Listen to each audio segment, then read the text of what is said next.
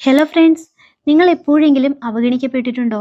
എന്തുകൊണ്ടാണ് അവർ നിങ്ങളെ അവഗണിക്കുന്നത് എന്ന് ചിന്തിച്ചിട്ടുണ്ടോ? അത് നിങ്ങളെ ഇങ്ങനെ ബാധിക്കുന്നു എന്ന് ചിന്തിച്ചിട്ടുണ്ടോ? ഇതിനൊക്കെ ഒരു ഉത്തരമേ ഉള്ളൂ.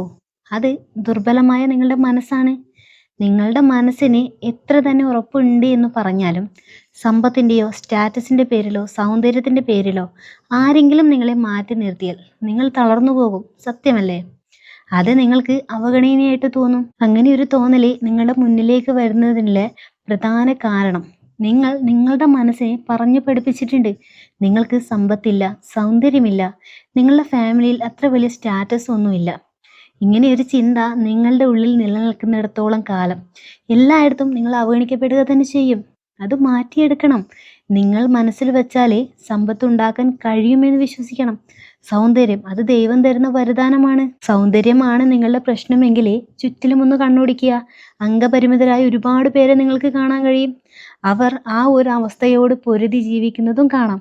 അപ്പോൾ നിങ്ങൾക്ക് മനസ്സിലാകും ആരാണ് ഭാഗ്യവാൻ എന്ന്. ഒന്ന് മനസ്സിലാക്കുക, ബാഹ്യമായ സൗന്ദര്യമല്ല, ആന്തരിക സൗന്ദര്യത്തിനാണ് മാറ്റു കൂടുതലെന്ന്. നിങ്ങളെ സൗന്ദര്യത്തിന്റെ പേരിൽ കളിയാക്കുന്നവരാണ് ഏറ്റവും വലിയ വിരൂപരെ. നാട്ടിലിറങ്ങി നാലാളെ കാണിക്കാൻ പൊങ്ങച്ചം കാട്ടി നടക്കുന്നതല്ല സ്റ്റാറ്റസ് എന്ന് പറയുന്നത്. മറ്റുള്ളവരുടെ മുന്നിൽ നിങ്ങളെ അവഗണിക്കുന്നവരാരോ അവരാണ് അന്തസ്സില്ലാത്തവരെ. സാമ്പത്തികം കുറവായിരിക്കും, എന്നാലേ നല്ല കുടുംബത്തിൽ നല്ല ചുറ്റുപാടിൽ വളർന്ന നിങ്ങൾ തന്നെയാണ് അന്തസ്സുള്ളവൻ. അത് കാലം തെളിയിക്കും, ഉറപ്പാണ്. ഇതുപോലെ ജീവിതത്തിൽ പല സാഹചര്യങ്ങളാൽ അവഗണനയും പരിഹാസവും നേരിടുന്ന വ്യക്തികളോട് എനിക്കൊന്നേ പറയാനുള്ളൂ: നിങ്ങൾ തളരരുത്. തളർന്നാൽ നിങ്ങൾ തോറ്റു. ആ തോൽവിയും മരണവും ഒരുപോലെയാണ്. കാരണം നിങ്ങൾക്കൊരു ജീവിതമുണ്ട്, നിങ്ങൾ സ്വപ്നം കണ്ട ഒരു ജീവിതം. ആ സ്വപ്നങ്ങൾക്ക് തടസ്സമാകുന്ന ഘടകങ്ങളിൽ ഒന്നും മാത്രമാണിത്.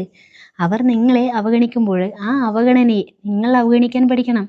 ഒരു ചൊല്ല് പോലെ ഈ ചെവിയിലൂടെ നമ്മൾ കേട്ടിട്ട് മറു ചെവിയിലൂടെ പുറത്ത് കളയാന്ന് കേട്ടിട്ടില്ലേ?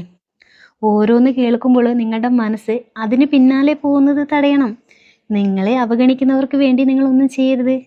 അവരെ ജീവിതത്തിൽ നിന്ന് മാറ്റി നിർത്തുക. അതിപ്പോൾ എത്ര അടുത്ത ബന്ധമാണെങ്കിൽ പോലും. കാരണം നിങ്ങളെ മനസ്സിലാക്കാത്തവരുടെ കൂട്ട് നിങ്ങൾക്ക് വേണ്ട.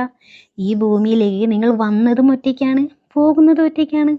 നിങ്ങളെ വേണ്ടാത്തവർക്ക് വേണ്ടി ജീവിതം പാഴാക്കുന്നതിനേക്കാൾ നല്ലത് ഇനിയുള്ള കാലം നിങ്ങൾക്ക് വേണ്ടി, നിങ്ങളെ മനസ്സിലാക്കുന്നവർക്ക് വേണ്ടി ജീവിക്കുന്നതാണ്.